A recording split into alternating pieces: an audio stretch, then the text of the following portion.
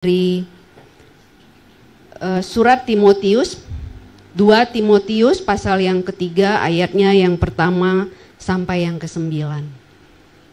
Surat 2 Timotius pasal 3 ayatnya yang pertama sampai yang ke-9.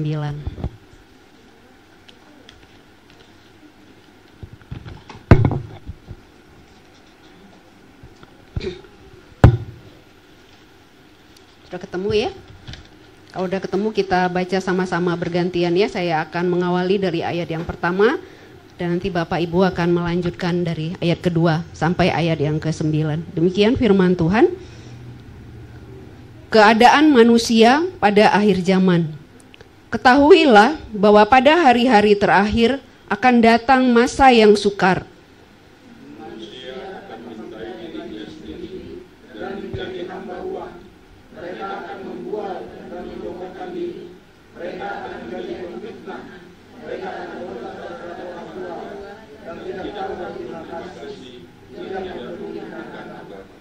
Tidak tahu mengasihi, tidak mau berdamai, suka menjelekkan orang, tidak dapat mengekang diri, garang, tidak suka yang baik.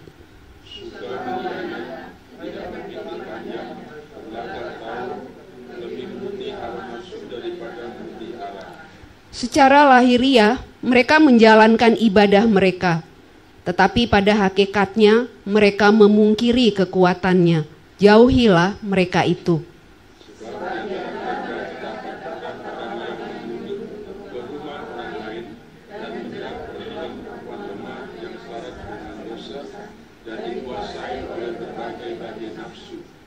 Yang walaupun selalu ingin diajar, namun tidak pernah dapat mengenal kebenaran.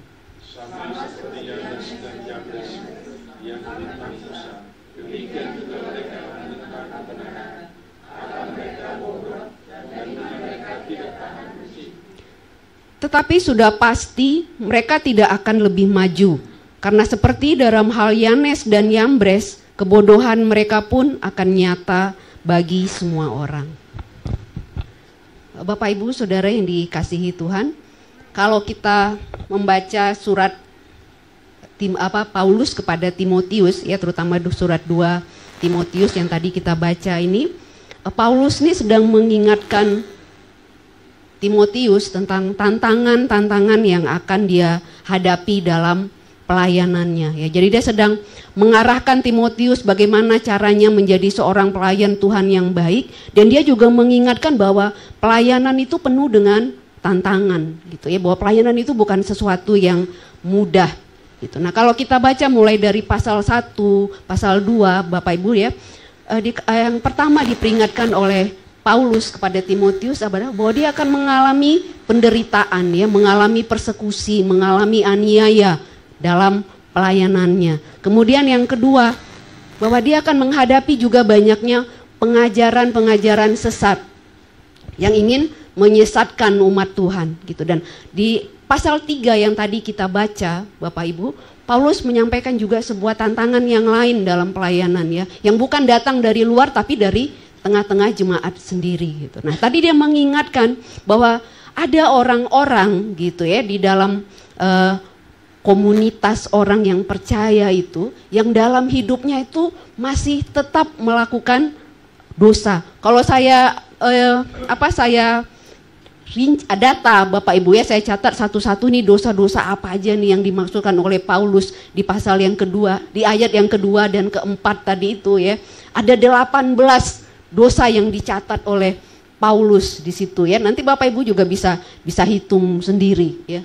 Mulai dari tadi mencintai, mencintai diri sendiri, hamba uang, pembual, sombong, pemfitnah, memberontak terhadap orang tua, tidak tahu berterima kasih, tidak mempedulikan agama, tidak mau mengasihi, tidak mau berdamai, suka menjelekkan orang, tidak dapat mengekang diri, dan yang lain-lainnya itu tadi ya, ada 18 kalau saya catat Bapak Ibu ya. Nah, kalau hal-hal seperti itu terjadi di luar jemaat ya, pada orang-orang yang memang belum mengenal Tuhan, kita bisa maklum gitu kan. Ya namanya juga orang nggak ngerti kebenaran, wajar kalau hidup tidak dalam kebenaran gitu. Tapi yang diperingatkan oleh Paulus di sini Bapak Ibu adalah tadi dikatakan tadi di ayat yang kelima itu ya, bahwa mereka ini orang yang justru ada di tengah-tengah jemaat gitu. Secara lahiriah katanya mereka tuh menjalankan agama itu dengan teliti, dengan sangat baik gitu kan. Tapi katanya mereka sebenarnya memungkiri kekuatannya, katanya gitu ya. Jadi bukan orang yang belum pernah dengar firman Tuhan ini, yang orang-orang yang melakukan 18 hal yang tadi diungkapkan oleh Rasul Paulus ini, bukanlah orang yang belum pernah mendengar firman Tuhan, tapi justru orang yang rutin mendengarkan firman Tuhan karena dia ada di tengah-tengah jemaat gitu. Tapi katanya rutin, bahkan mungkin dia juga pelayan, bisa jadi dia juga pelayan Tuhan gitu ya. Tapi ternyata ibadah yang dia lakukan itu, tadi dikatakan oleh Rasul Paulus, hanyalah ibadah yang sifatnya lahiriah gitu ya. Jadi nggak menyentuh pikirannya, apalagi hatinya gitu. Makanya tidak ada perubahan di dalam kehidupannya. Tadi dikatakan dia tuh memungkiri kekuatan ibadah itu. Jadi sebetulnya apa sih kekuatan ibadah yang dimaksudkan oleh Rasul Paulus tadi ini, Bapak Ibu ya? Nah kalau orang itu dikatakan beribadah, Bapak Ibu, ibadah itu harusnya adalah sesuatu yang merubah orang, ya, mentransformasi orang gitu, membawa orang itu kepada sesuatu yang lebih baik. Harusnya seperti itu, gitu ya. Kalau kita baca firman Tuhan di dalam Kolose pasal 2 misalnya ya, Kolose pasal 2 ayatnya yang ke-21 dan ke-22. Kolose pasal 2 ayat 21 sampai 22. Firman Tuhan katakan seperti ini. Juga kamu yang dahulu hidup jauh dari Allah dan yang memusuhinya dalam hati dan pikiran seperti yang nyata dari perbuatanmu yang jahat, sekarang diperdamaikannya di dalam tubuh jasmani Kristus oleh kematiannya untuk menempatkan kamu kudus dan tak bercela dan tak bercacat di hadapannya. Jadi kalau orang berkata bahwa orang itu sudah mengenal Kristus gitu ya, sudah menerima Tuhan di dalam kehidupannya, maka hidupnya itu harus menunjukkan perubahan. Kalau orang nggak berubah, Bapak Ibu, berarti dia nggak betul-betul mengenal Tuhan. Seperti yang tadi Rasul Paulus katakan, dia tuh beribadah cuman secara lahiriah, tapi sebetulnya pikirannya, hatinya nggak ada di situ gitu. Makanya hidupnya itu nggak mengalami perubahan apapun. Ya tetap aja melakukan kejahatan gitu ya, tetap aja nggak ada hal positif yang terjadi dalam kehidupannya, walaupun mungkin dia sudah bertahun-tahun datang beribadah, sudah bertahun-tahun dengar firman Tuhan disampaikan, tapi nggak ada satupun yang mengubah hidupnya. Ya, nah di bagian lain di dalam 2 Korintus 5 ayat 17, Bapak Ibu ya, dikatakan seperti ini. Jadi siapa yang ada di dalam Kristus, ia adalah ciptaan baru. Yang lama sudah berlalu, sesungguhnya yang baru sudah datang. Jadi kalau orang datang kepada Tuhan itu, orang yang menerima Tuhan di dalam kehidupannya itu, kehidupannya itu akan diperbarui, katanya gitu ya. Nah, tapi tadi di dalam ayat yang tadi kita baca dikatakan bahwa orang-orang ini, ya kan, kelihatannya beribadah secara lahiriah, tapi hidupnya tuh nggak ada mengalami perubahan. Dia tetap dengan cara hidupnya yang lama, tetap melakukan kejahatan. Apa yang dituruti dalam kehidupannya itu tadi katanya adalah apa? Hawa nafsu pribadi. Jadi dia lebih tunduk kepada hawa nafsu pribadinya, bukan tunduk kepada apa yang menjadi keinginan Tuhan. Dan karena itu hidupnya itu penuh dengan berbagai-bagai kejahatan. Ya, dia mencintai dirinya sendiri lebih dari apapun gitu ya. Dan akhirnya dia menghalalkan segala cara untuk mencapai apa yang dia mau gitu. Nah, Bapak Ibu, Paulus mengingatkan Timotius supaya hati-hati dengan orang-orang yang seperti ini. Kenapa? Karena mereka ini kan sepintas kalau dilihat alim istilahnya gitu kan, rajin ke gereja ya, nggak pernah absen mungkin dalam ibadah minggu, dalam ibadah rumah tangga, datang rajin gitu kan. Tapi hanya kelihatannya aja gitu. Sebetulnya enggak, dan itu bahaya Bapak Ibu. Kenapa?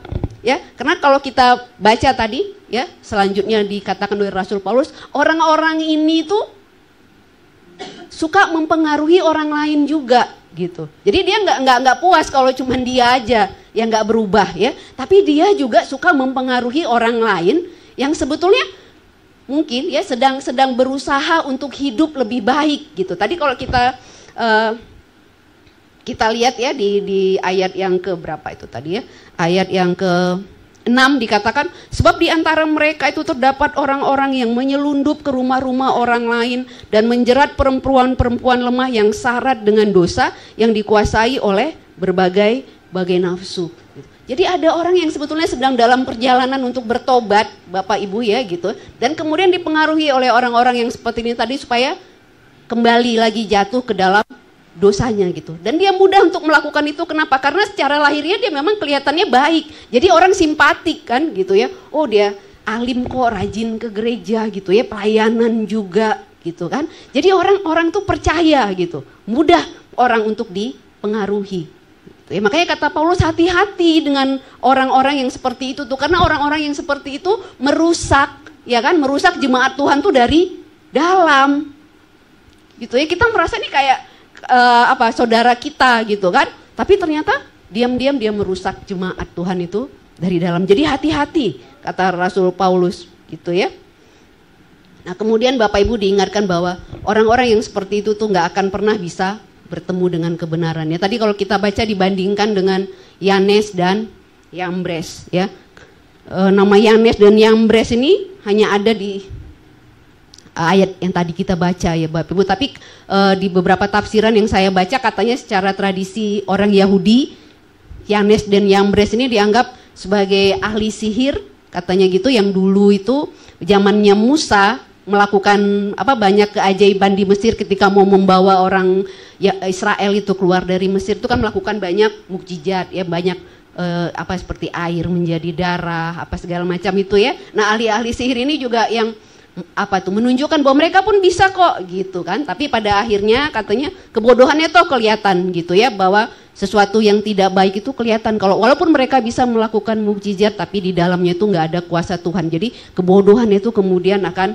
kelihatan katanya gitu. Nah Bapak Ibu, apa yang kita bisa pelajari ya dari apa yang kita baca tadi gitu tentang itu ya, apa yang disampaikan oleh Rasul Paulus kepada Timotius ini Bapak Ibu juga mungkin ada ya, di zaman sekarang juga itu bukan sesuatu yang nggak ada gitu, ada ya. Tapi saya tidak bermaksud bahwa kita mempelajari ini untuk kemudian membuat kita mengamat-amati orang lain dan menjadi hakim atas orang lain, enggak ya, bukan itu tujuannya Bapak Ibu. Tapi yang saya rindukan adalah bahwa ketika kita mempelajari firman Tuhan yang tadi kita baca itu, kita bisa melihat ke dalam diri kita sendiri gitu ya. Seperti apa kita ini beribadah kepada Tuhan. Sejauh apa sih ibadah-ibadah yang kita datangi, firman Tuhan yang kita dengar itu sudah berpengaruh dalam kehidupan kita. Ya, jadi kita nggak perlu menghakimi orang lain. Oh, si itu masih begini. Oh, si itu seperti ini. Enggak. Tapi coba kita lihat ya, ketika kita baca daftar semua dosa yang tadi Paulus katakan tadi itu, kita lihat gitu loh ke diri kita sendiri. Seperti apa sih ya perjalanan kita beribadah kepada Tuhan, yang mungkin ada yang sudah puluhan tahun, ada yang sudah belasan tahun, itu memberi pengaruh dalam kehidupan kita. Adakah dia merubah kita atau kita tetap sama? Ketika kita mulai mengenal Tuhan sampai hari ini sudah bertahun-tahun kita mengenal Tuhan, kita masih sama seperti dulu gitu, nggak ada yang berubah. Nah kalau itu terjadi Bapak Ibu dalam kehidupan kita, maka kita nggak ada bedanya dengan orang-orang yang tadi Rasul Paulus katakan, bahwa kita ini beribadah tapi cuman tubuh kita aja yang hadir di tempat ibadah. Apa yang kita dapatkan itu tidak ada gunanya bagi kita, tidak ada satu hal pun yang terjadi dalam kehidupan kita yang baik dengan hadirnya kita di setiap ibadah itu. Makanya kita sama dengan orang-orang tadi ini ya, kalau istilah kasarnya disebut apa, munafik.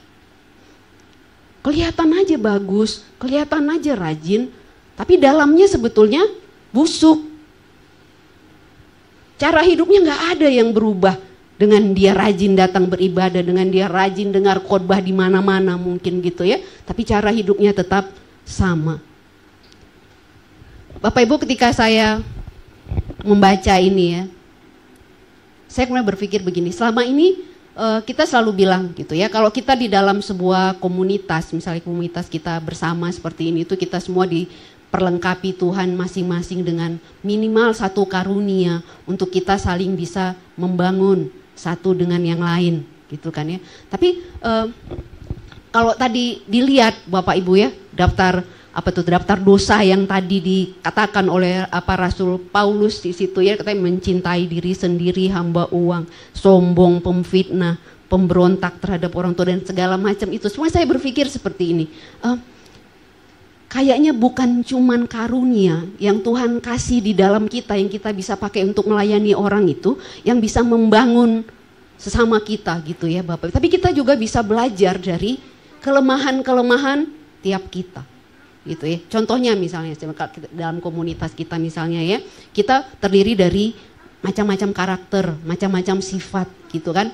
Ada yang gampang marah, ada yang gampang tersinggung gitu kan. Ada yang kalau ngomong ceplas-ceplos, ada orang yang acuh tak acuh gitu, nggak peduli mau apapun yang terjadi ya udahlah gitu kan. Nah saya pikir seperti ini, ternyata gitu ya. Hal-hal itu, orang-orang yang seperti itu yang kita temui di dalam komunitas kita itu, Bapak Ibu, bisa jadi memang Tuhan taruh di situ untuk membentuk kita. Saya pikir gitu ya. Bagaimana saya tahu saya sabar kalau saya nggak ketemu dengan orang yang menguji kesabaran saya gitu kan? Bagaimana saya tahu bahwa saya ini sudah menjadi orang yang murah hati kalau saya tidak berhadapan dengan orang yang pada saat itu memang butuh bantuan saya gitu kan?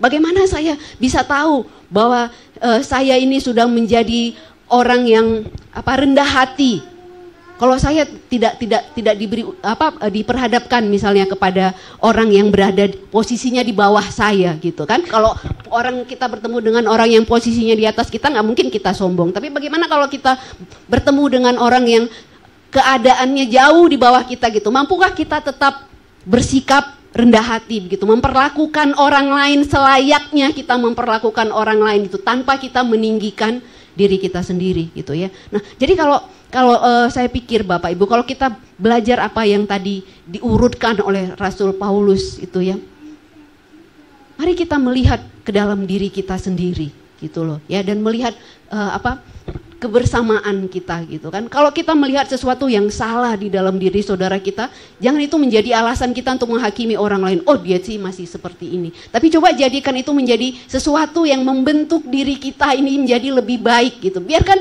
kekurangan orang lain itu kita pakai untuk membentuk diri kita, untuk kita menguji diri kita sendiri. Sejauh mana sih saya ini mampu menghadapi sikap yang tidak sesuai dengan kemauan saya gitu kan. Kalau kita berada di dalam kebersamaan Bapak Ibu, nggak semua orang itu bisa seperti yang kita mau, ya kan? Ada aja orang yang rasanya bikin kita kesel, bikin kita nggak sabar gitu. Tapi sebaliknya, kita pun mungkin di mata orang lain itu juga sama gitu kan. Kita juga nggak sempurna. Orang lain juga kalau lihat kita mungkin juga berpikir, ih begitu banget sih orang ini gitu kan. Tapi tadi dikatakan ya bahwa kalau kita ini sudah beribadah dari bertahun-tahun, cobalah gitu kita ini melihat ya segala sesuatu yang terjadi dalam kebersamaan kita itu sebagai sebuah proses yang membentuk kita ini untuk menjadi lebih baik. Jadi ketika kita menghadapi mungkin ya teman kita yang bikin kita kesel atau apa segala macam gitu, coba kita kembalikan kepada diri kita sendiri gitu ya. Bagaimana seharusnya saya bersikap terhadap orang ini kalau dia memperlakukan saya seperti ini gitu kan. Apakah kemudian kita justru akan membalas lebih hebat lagi perlakuan orang yang tidak baik kepada kita, atau kita akan berusaha untuk menghadapi itu semua dengan sikap yang baik, yang sabar. Dan saya pikir itu juga terjadi dalam setiap rumah tangga ya kita, iya kan?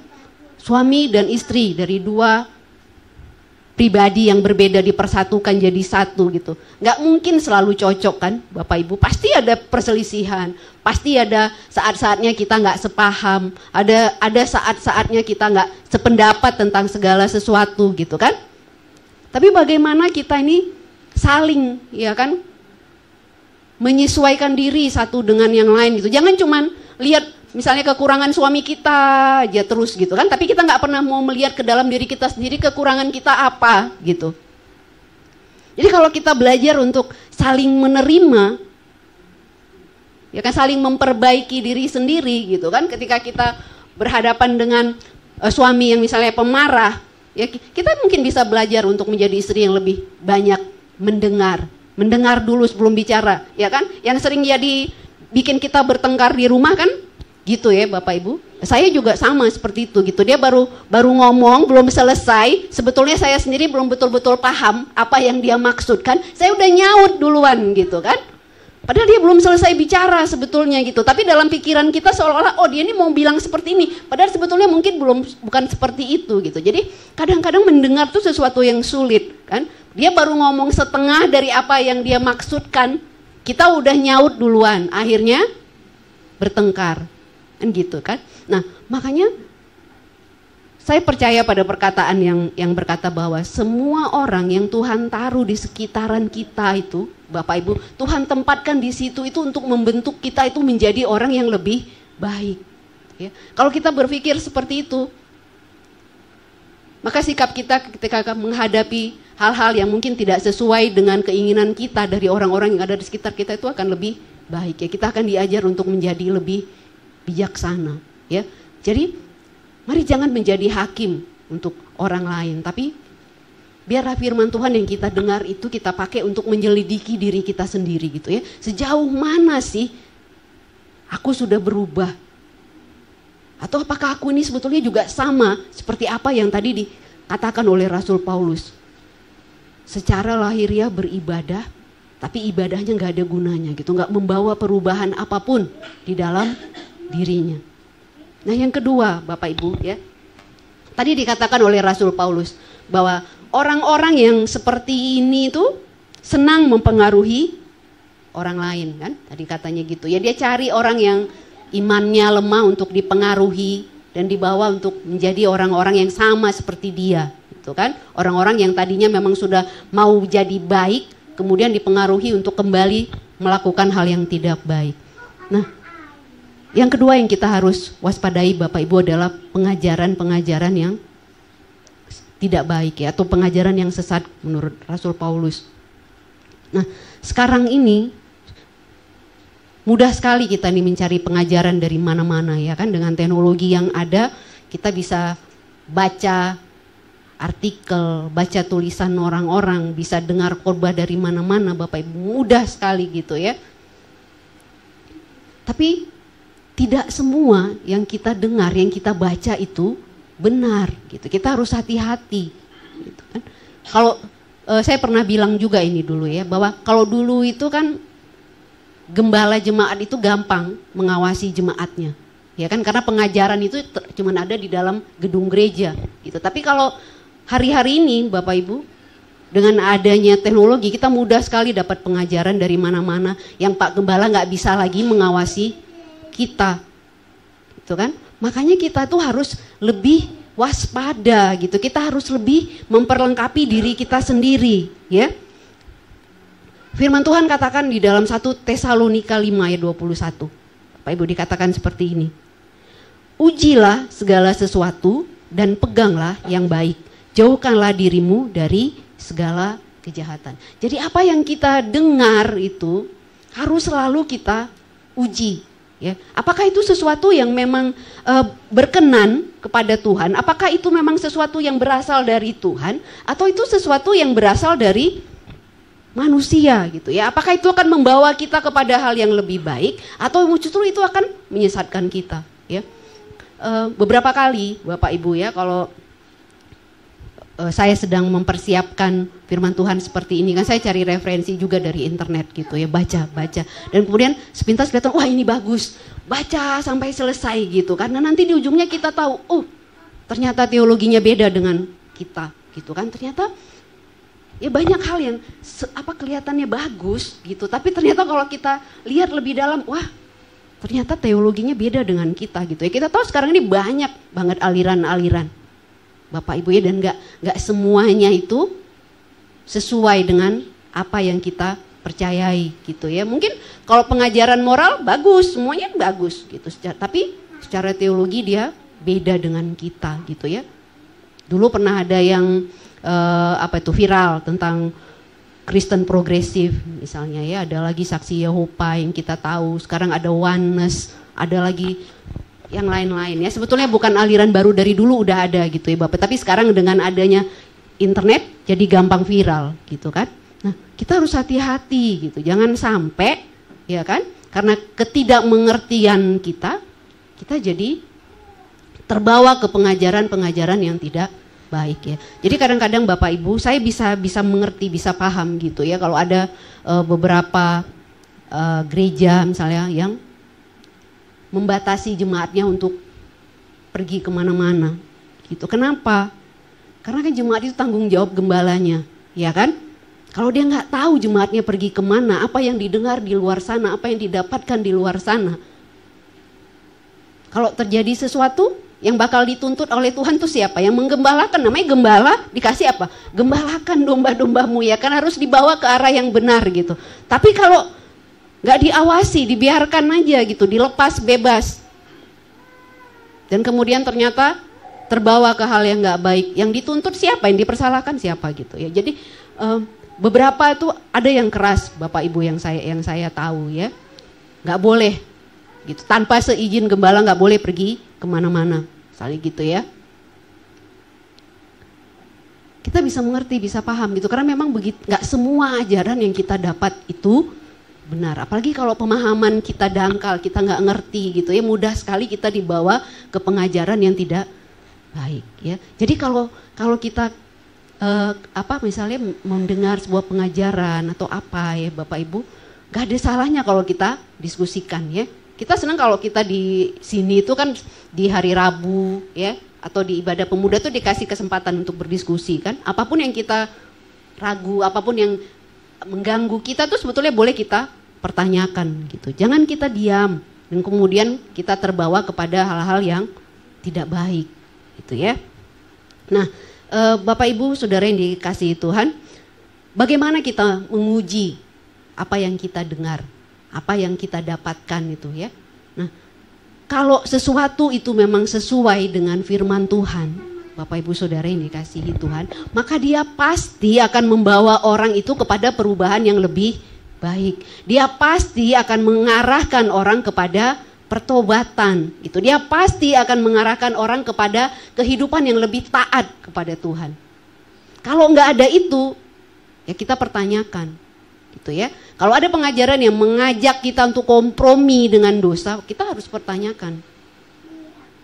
Kalau ada pengajaran ya yang coba membuat kita ini kompromi dengan hal-hal yang tidak baik di luar gereja dengan alasan kasih misalnya ya, sesuatu yang jelas-jelas misalnya firman Tuhan katakan nggak boleh gitu kan, tapi karena alasan kasih kita kompromi.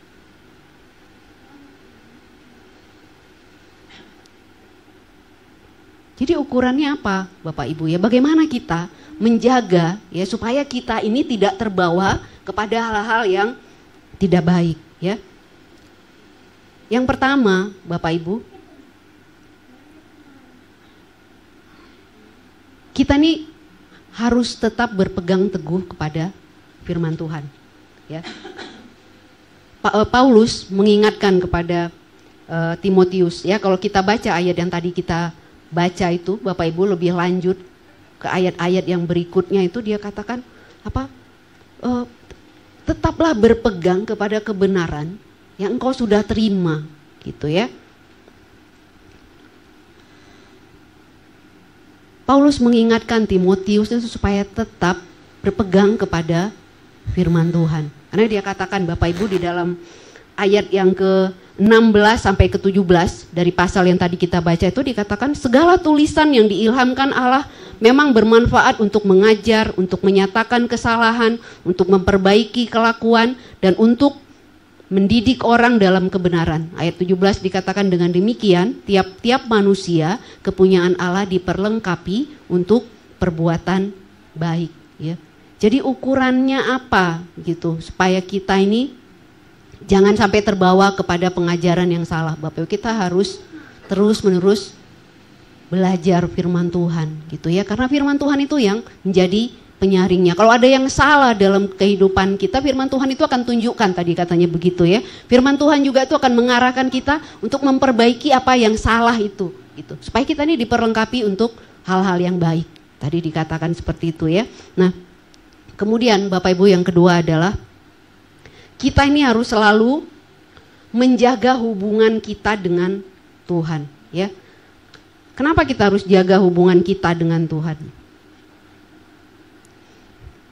Ya, kalau kita baca di Yeremia pasal 29, Bapak Ibu ayat 13 sampai 14 itu dikatakan, apabila kamu mencari aku kamu akan menemukan aku apabila kamu menanyakan aku dengan segenap hati. Gitu ya. Jadi kalau kita ini memang punya kerinduan untuk mengenal kebenaran, ya kan? Kalau kita selalu datang kepada Tuhan, Tuhan pasti akan kasih kita hikmat sehingga kita ini punya pengertian untuk membedakan yang salah dan yang benar.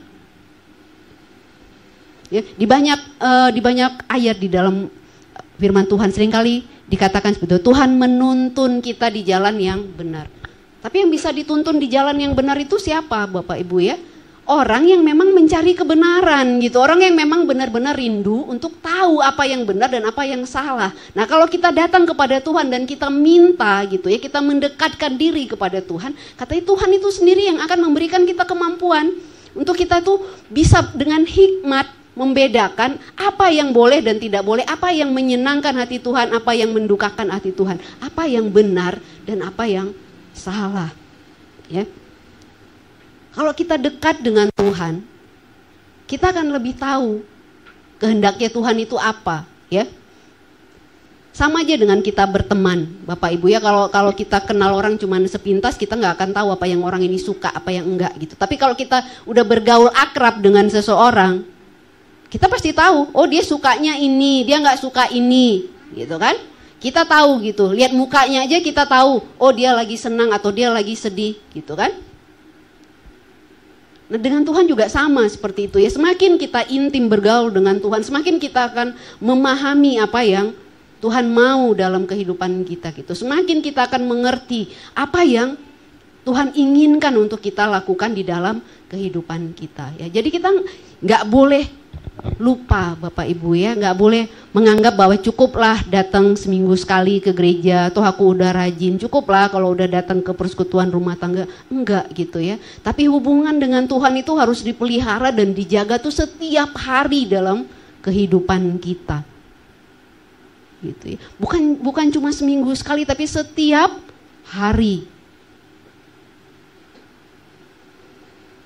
Kalau kita nggak dekat dengan Tuhan, Bapak Ibu, kalau kita nggak mau belajar tentang kebenaran, maka kita akan mudah disesatkan. Seperti tadi kata Rasul Paulus kepada Timotius, ya waspada.